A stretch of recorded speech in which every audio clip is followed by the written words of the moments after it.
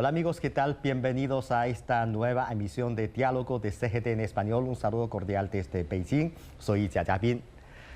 América Latina y el Caribe es la región geográficamente más lejana de China. Sin embargo, a lo largo de las últimas 2 décadas, la cooperación económica y comercial entre China y dicha región ha mostrado gran vitalidad y potencial de desarrollo y se han convertido en un tema de investigación de gran interés a nivel mundial. Nuestro invitado de hoy es un gran investigador del tema. Él y su equipo han seguido de cerca la evolución de las relaciones entre China y América Latina. Y un informe publicado recientemente por su equipo nos despertó un gran interés, pues se trata de una investigación sobre las inversiones directas de América Latina y el Caribe en China. Hay que decir que a pesar de lo numerosos que son los estudios sobre las relaciones comerciales entre China y América Latina, pocos se habían enfocado en las inversiones del continente latinoamericano en China. Así que estamos ante un muy valioso estudio, útil para conseguir tener una visión más completa sobre la importante relación entre China y el continente latinoamericano. Se trata del doctor Enrique Tussell-Peters, coordinador del Centro de Estudios China-México de la UNAM y coordinador de la Red Académica de América Latina y el Caribe sobre China. Hola, profesor Tussell-Peters, ¿qué tal? Es un gran placer tenerlo en nuestro programa. ¿Qué tal? Muchas gracias, mucho gusto verte y a tu auditorio y gracias por la invitación. Muchas gracias, muchas gracias. Pues sabemos que hace muchos años ya viene profundizando las relaciones económicas y comerciales entre China y América Latina, pero como usted dijo en el prefacio de su libro, de su informe, los flujos de inversión de los países latinoamericanos hacia China no han recibido mucha atención. Por eso, en mi opinión, es una investigación que tiene un gran valor para que podamos conocer mejor sobre esta relación. Entonces, ¿qué le inspiró a dirigir un estudio de este tipo? Hace 10 años iniciamos con toda una beta de investigación sobre la inversión china en América Latina. Por ahí tenemos un libro sobre 10 casos de estudio, un monitor de la inversión china en América Latina, y se convirtió, yo te diría, en un antecedente importante para una cantidad de estudios posteriores. Ahora lo que tratamos de hacer es, como dicen por ahí, un poco de voltear la tortilla, ¿no? Y ver las inversiones que América Latina y el Caribe realiza en China. Es un tema, como bien señalas, muy poco analizado. Algunos colegas incluso decían, oye, te equivocaste de título. Pues todos trata siempre de las inversiones chinas en América Latina. No. Sorprendentemente, existen flujos importantes de inversiones hacia América Latina y lo que tratamos es en 300 páginas, en un libro con 8 capítulos, 7 países y uno regional, lo que tratamos es de sistematizar la discusión histórica, estudios de caso, temas macroeconómicos, etcétera, desde una perspectiva latinoamericana y siempre incluyendo, por supuesto, fuentes, citas de colegas chinos y de otros lugares, ¿no? Sí, claro. De verdad es una obra, es una investigación muy importante que nos da muchas informaciones, muchas cifras importantes para conocer el tema. Para que tengamos una idea en general, ¿podría explicarnos qué características tienen en general las inversiones directas de las empresas latinoamericanas en China durante las últimas 2 décadas? Mira, el primer punto yo te diría que es importante comprender es que hay enormes diferencias estadísticas, ¿no? Entre las fuentes públicas oficiales latinoamericanas, las chinas, las de las Naciones Unidas, etcétera. De nuevo, el tema es muy nuevo, hay muy poco al respecto. Imagínate, según la UNCTAD de las Naciones Unidas, la salida de capital de América Latina representó en los últimos 20 años alrededor del 20% de la entrada de capital de América Latina, no solo a China, sino que en total. Entonces estamos hablando de flujos realmente importantes. Y según el Ministerio de Comercio de China, el MOFCOM, ¿no? Por sus siglas en inglés, China recibió de América Latina alrededor de 210 mil millones de dólares hasta 2021, ¿no? Lo cual es realmente significativo. Es alrededor del 10% de la inversión que ha recibido China hasta 2021, es decir, pero yo te recuerdo, el 95% de estas inversiones se concentra en las Islas Caimán y en las Islas Vírgenes.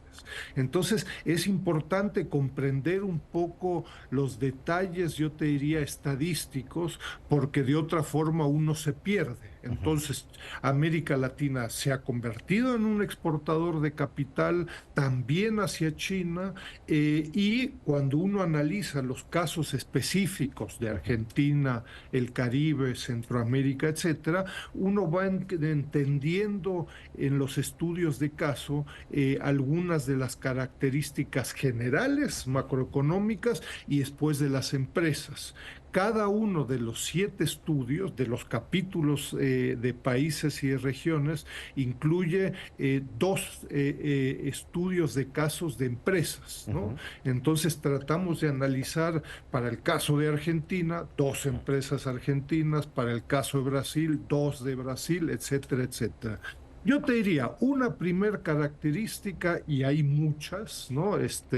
Tendríamos que hacer varios programas, pero yo te diría, una característica importante es que la mayoría de las empresas, las 15 empresas analizadas a detalle, son empresas multinacionales, son grandes empresas.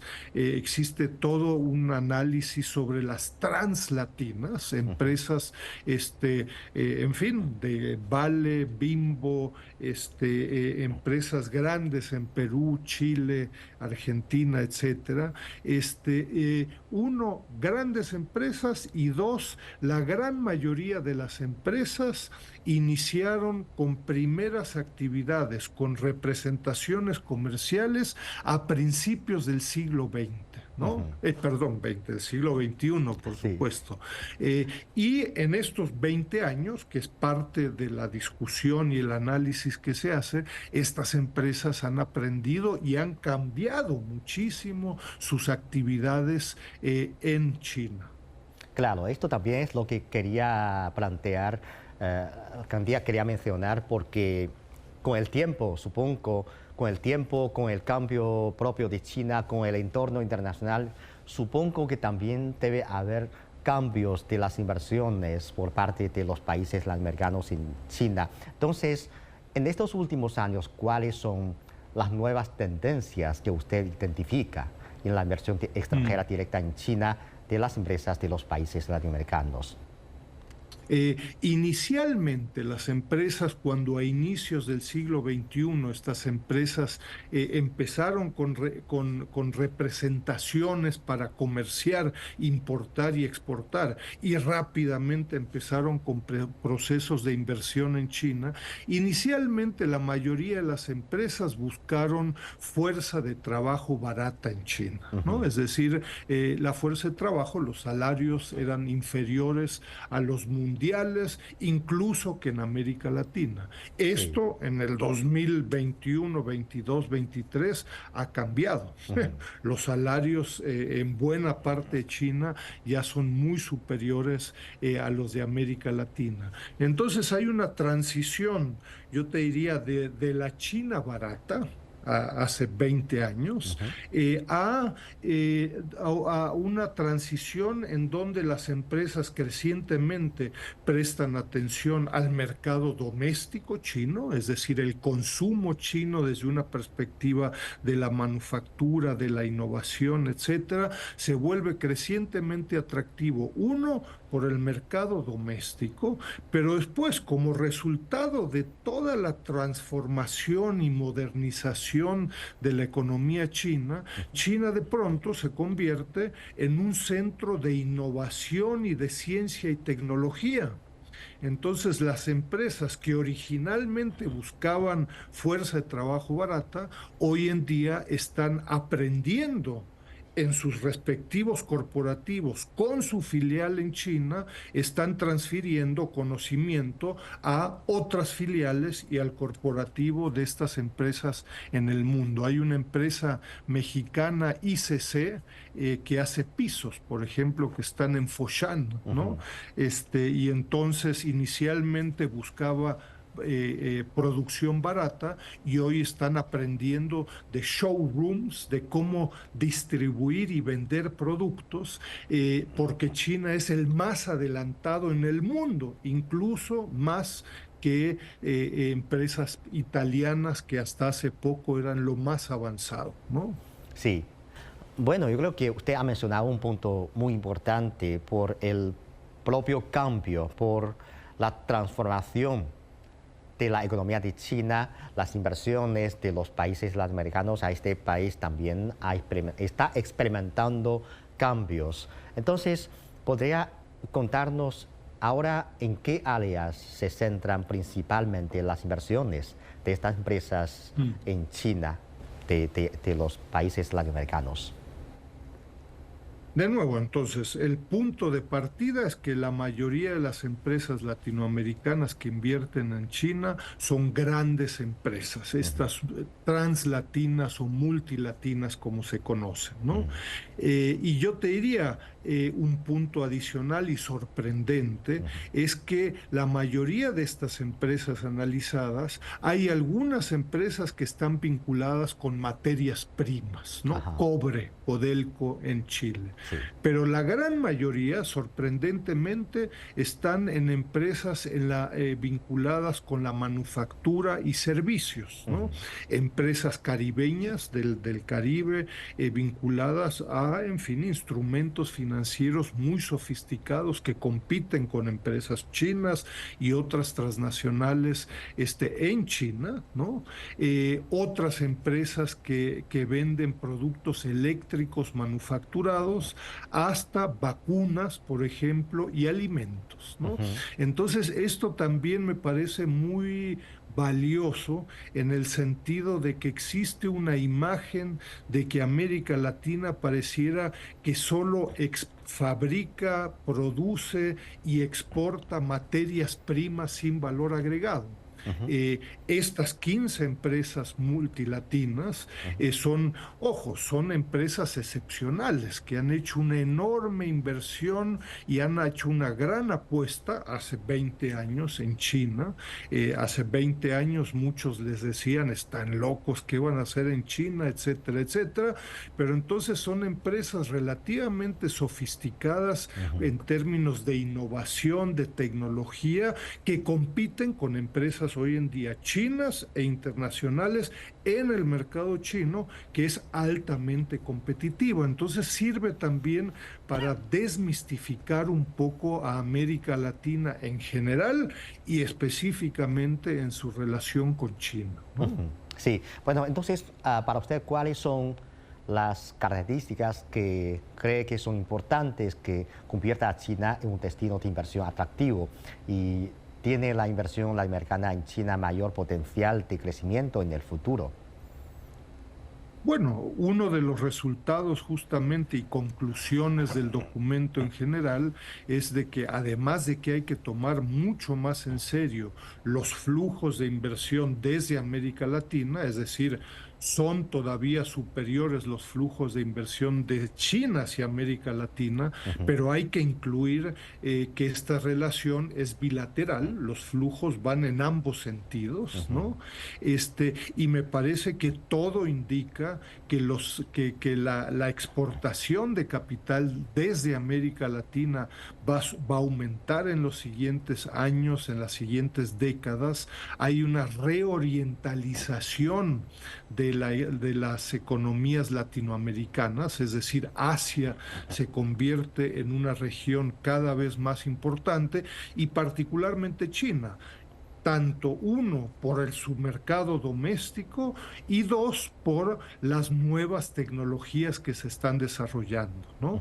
Yo insisto mucho, nos llamó mucho la atención, es muy interesante revisar los casos de cómo hoy en día las empresas chinas las empresas latinoamericanas con sus filiales en China están aprendiendo en términos, por ejemplo, del uso del dinero digital, ¿no?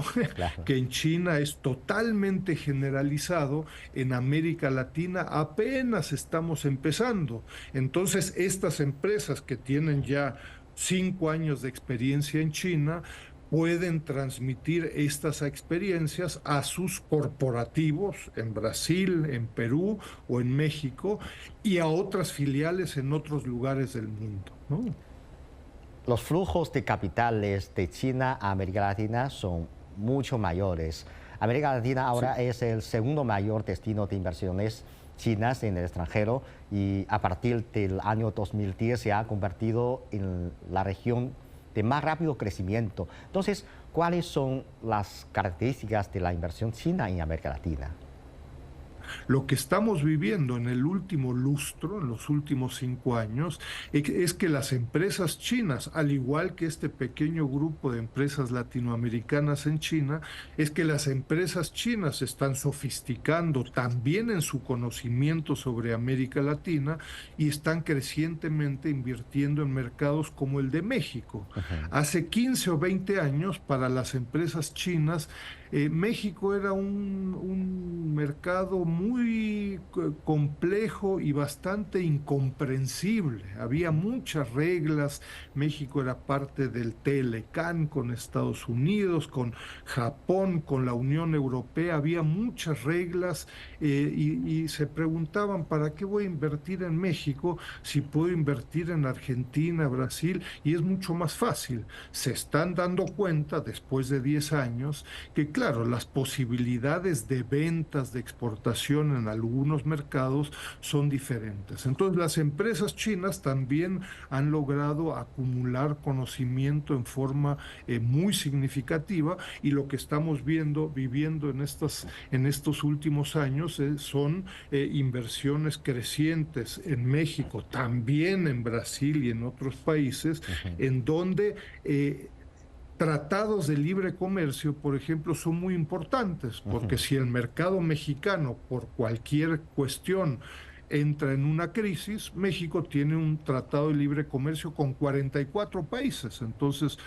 pueden vender a cualquier país además de México, ¿no? Entonces, son tendencias de aprendizajes a mí me parecen muy fascinantes y bueno, las empresas chinas aprenden de sí mismos, organismos empresariales, universidades que participan en estos procesos, ¿no? Sí, y en cuanto al sector de inversión, ¿hay algunos cambios a lo largo de los últimos 20 años?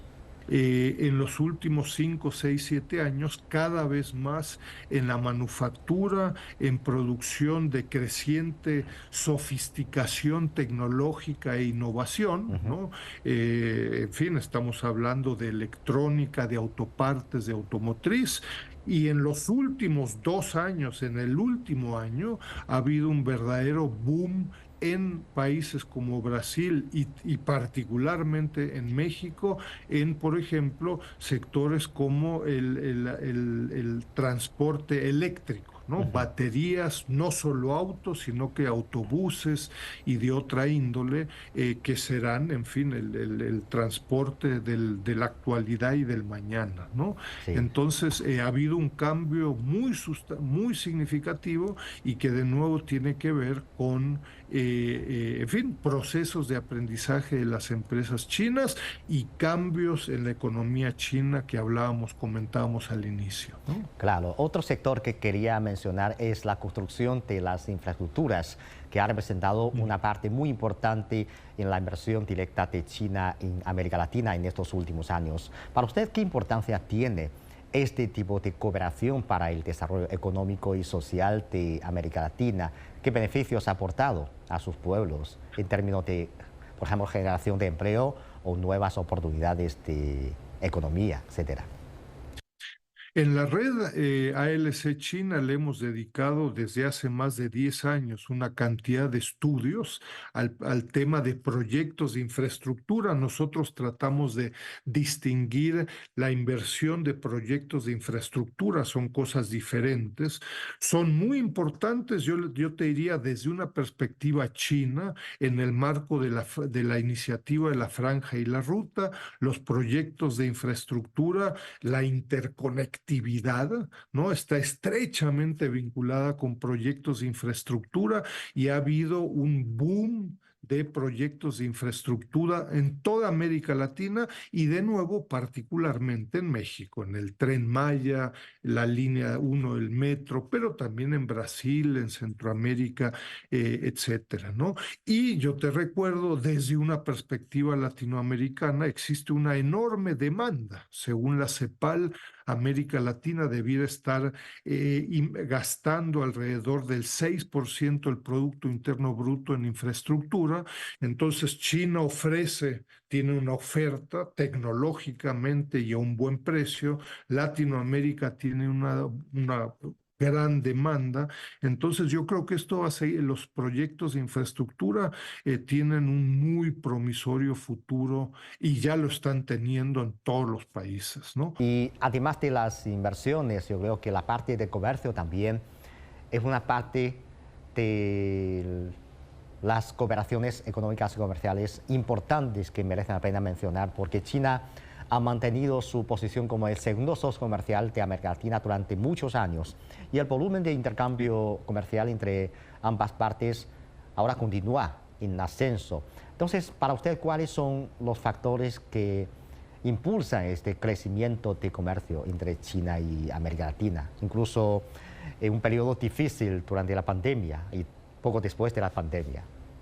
Yo te diría, ¿a qué se debe esto? Bueno, se debe por un lado a la dinámica, a la creciente presencia global de China en el ámbito del comercio, a la creciente sofisticación del comercio de China, también vía electrónica, por ejemplo, con un componente tecnológico, la producción y las exportaciones chinas de hace 20 años y las actuales pues no tienen nada que ver. Hace 20 años eran sobre todo textiles y corbatas y calcetines, hoy son sobre todo electrónica, autopartes, automotrices, etcétera, etcétera, ¿no? Entonces, bueno, pues China está desplazando a otros competidores, Europa, la Unión Europea, Estados Unidos, Japón, entre otros, y eso pues es muy conveniente para el consumidor latinoamericano a todos los niveles. Puede ser de un auto eléctrico que es más, o un vehículo eléctrico que es más caro,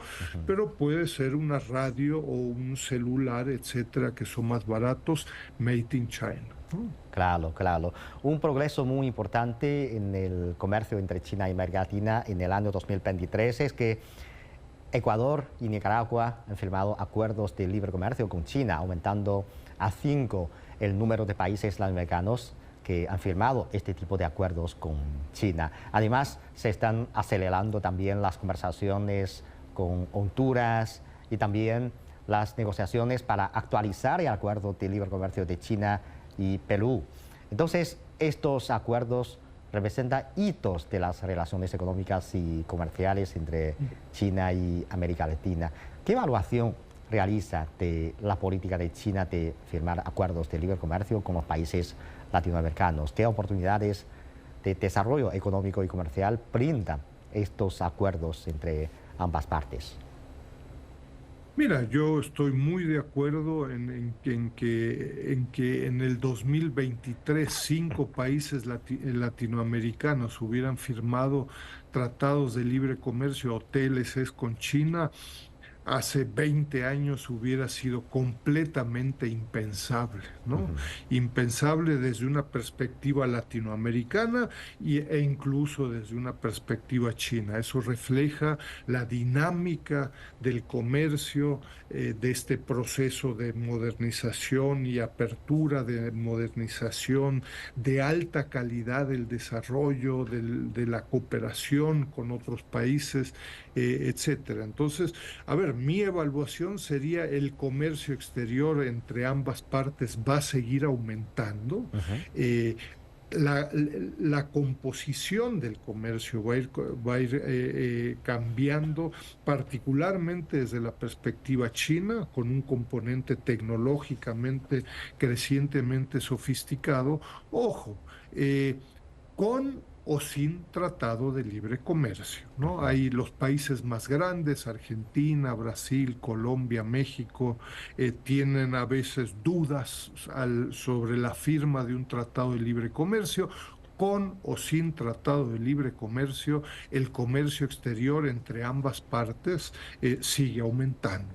Realmente, al hablar sobre la relación comercial entre China y América Latina, no podemos dejar de pensar los factores del tercer país, concretamente Estados Unidos, que siempre considera a América Latina como su patio trasero, aunque no pensamos así. Pero como lo que usted ha mencionado, las inversiones, el comercio entre China y América Latina viene aumentando. Y además, añadiendo estos como conflictos o estas fricciones entre China y Estados Unidos, ¿de qué manera esto va a impactar las relaciones entre China y los países latinoamericanos, concretamente en el sector económico y comercial? Mira, en la red ALC China hemos tratado de impulsar el concepto de nuevas relaciones triangulares, ¿no? Es decir, ante el conflicto entre Estados Unidos y China, terceras regiones, puede ser África o América Latina o países, ¿no? Tendrán que tomar decisiones en su relación con China y con Estados Unidos, ¿no? Y yo creo que tienen que ser decisiones muy pragmáticas, no tiene que ser un casamiento holístico de largo plazo, sino que en algunos casos la 5G puede ser que sea muy funcional, en otros casos no, etcétera, etcétera. Tiene que ser una decisión con conocimiento en el corto, mediano y largo plazo. Entonces, eso particularmente a los países más pequeños en Centroamérica y el Caribe, bueno, pues puede poner en entredicho las decisiones económicas de estos países que en muchos casos dependen en forma significativa de Estados Unidos. Yo creo que los países más grandes tienen la posibilidad de buscar un equilibrio, ¿no? Al final, yo quería mencionar que el año 2024 va a ser el aniversario 10 del foro entre China y CELAC. Entonces, sí. ¿Qué reflexión tiene sobre estos 10 años de desarrollo de las relaciones entre China y CELAC y cuáles son sus sugerencias sobre cómo elevar aún mejor esta cooperación entre las dos partes, aprovechando este hito de 10º aniversario? Mira, yo tomaría muy en serio la intención y el espíritu de liderazgo en China, que ha destacado un desarrollo de alta calidad, que ha destacado la iniciativa de la franja y la ruta de alta calidad y que ha buscado destacar el concepto de modernización y de alta calidad. Yo creo que esto también aplica para el foro China-CELAC, es decir, una institución de alta calidad. Y para permitir que esta se convierta en una institución de alta calidad, el próximo año, conjuntamente, ojalá con el sector académico, con empresas, podamos participar en la mejoría de esta institución, el Foro CELAC China, para las siguientes décadas, ¿no? Bueno, muchas gracias, profesor. Muchas gracias por sus comentarios y gracias por este aporte a las investigaciones sobre la relación económica y comercial entre China y América Latina. Gracias. Muchas gracias y saludos a su auditorio. Gracias. Igualmente, muchas gracias. Bueno, amigos, así concluimos esta emisión de Diálogo. Gracias por sintonizarnos y les invitamos a continuar disfrutando de los programas de CGTN Español. Hasta la próxima emisión.